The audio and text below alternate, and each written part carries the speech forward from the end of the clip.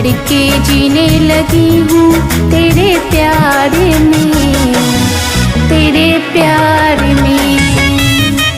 मर के जीने लगी हूँ तेरे प्यार में, तेरे प्यार में।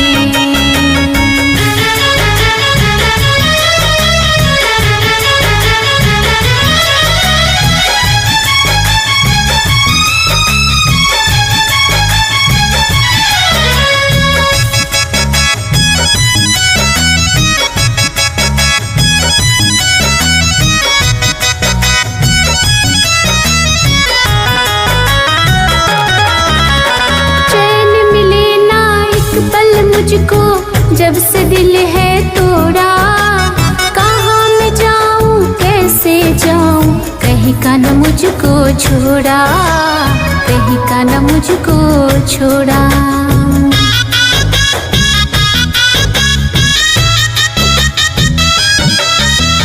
चैन मिले ना एक पल मुझको जब से दिल है तोड़ा, कहाँ मैं जाऊँ कैसे जाऊँ, कहीं का न मुझको छोड़ा। बेदर्दी कहीं का न मुझको छोड़ा।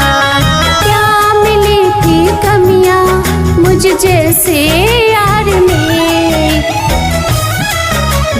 मर के जीने लगी हूँ तेरे प्यार में, तेरे प्यार में। मर के जीने लगी हूँ तेरे प्यार में, तेरे प्यार में।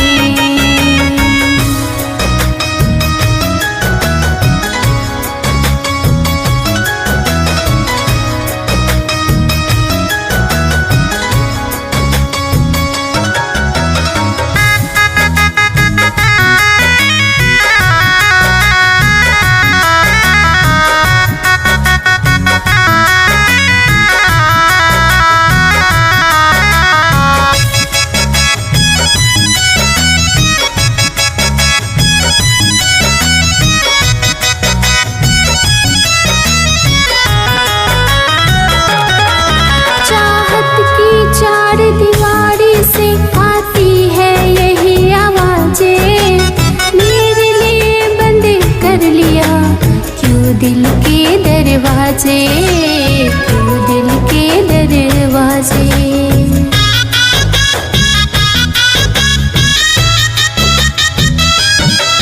चाहत की चार दीवारी से आती है यही आवाजें, मेरे लिए बंद कर लिया क्यों दिल के दरवाजे, हो क्यों दिल के दरवाजे। दिल कहाँ से लाऊं बिकता नहीं बाजार में, मर के जीने लगी हूँ तेरे प्यार में, तेरे प्यार में। मर के जीने लगी हूँ तेरे प्यार में।